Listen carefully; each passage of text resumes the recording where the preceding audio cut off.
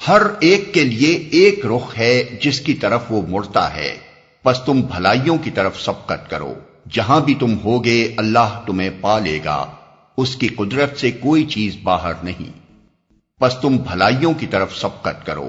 پہلے فقرے اور دوسرے فقرے کے درمیان ایک لطیف خلا ہے جس سے سامع خود تھوڑے سے غور و فکر سے بھر سکتا ہے۔ مطلب یہ ہے کہ نماز جسے پڑھنی ہوگی اسے بہرحال کسی نہ کسی سمت کی طرف تو رخ کرنا ہی ہوگا، مگر اصل چیز وہ رخ نہیں ہے جس طرف تم مڑتے ہو، بلکہ اصل چیز وہ بھلائیاں ہیں جنہیں حاصل کرنے کے لیے تم نماز پڑھتے ہو۔ لہذا سمت اور مقام کی بحث پہ پڑھنے کے بجائے تمہیں فکر بھلائیوں کے حصول ہی کی ہونی چاہیے۔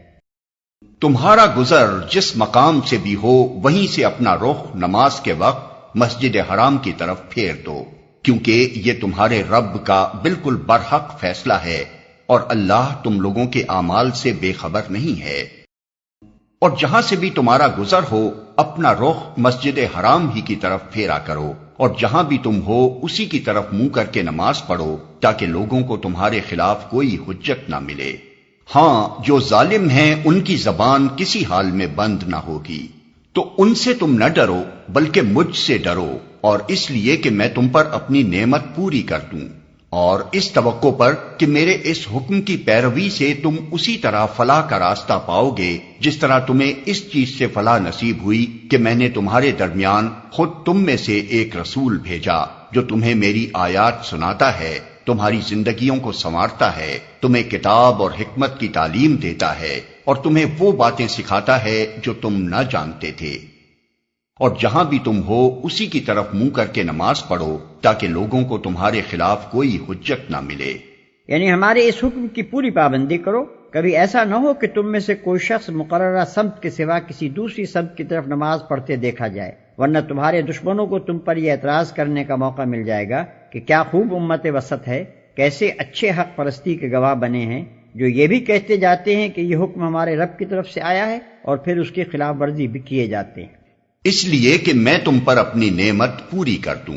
نعمت سے مراد وہی امامت اور پیشوائی کی نعمت ہے جو بنی اسرائیل سے سلب کر کے اس امت کو دی گئی تھی۔ دنیا میں ایک امت کی راست روی کا یہ انتہائی ثمرہ ہے کہ وہ اللہ کے امر تشریعی سے اقوام عالم کے رہنما و پیشوا بنائی جائے اور نوع انسانی کو خدا پرستی اور نیکی کے راستے پر چلانے کی خدمت اس کے سپرد کی جائے۔ یہ منصب اس امت کو دیا گیا، حقیقت میں اس پر اللہ کے فضل و انعام کی تکمیل ہو گئی۔ اللہ تعالیٰ یہاں یہ فرما رہا ہے کہ تحویل قبلہ کا یہ حکم دراصل اس منصب پر تمہاری سرفرازی کا نشان ہے، لہذا تمہیں اس لیے بھی ہمارے اس حکم کی پیروی کرنی چاہیے کہ ناشکری و نافرمانی کرنے سے کہیں یہ منصب تم سے چھین نہ لیا جائے۔ اس کی پیروی کرو گے تو یہ نعمت تم پر مکمل کر دی جائے گی، اور اس توقع پر کہ میرے اس حکم کی پیروی سے تم اسی طرح فلاح کا راستہ پاؤ گے۔ یعنی اس حکم کی پیروی کرتے ہوئے یہ امید رکھو، یہ شاہانہ انداز بیان ہے۔ بادشاہ کا اپنی شان بے نیازی کے ساتھ کسی نوکر سے یہ کہہ دینا کہ ہماری طرف سے فلاں عنایت و مہربانی کے امیدوار رہو، اس بات کے لیے بالکل کافی ہوتا ہے کہ وہ ملازم اپنے گھر شادیانے بجوا دے اور اسے مبارکبادیاں دی جانے لگیں۔ لہذا تم مجھے یاد رکھو، میں تمہیں یاد رکھوں گا، اور میرا شکر ادا کرو، کفران نعمت نہ کرو۔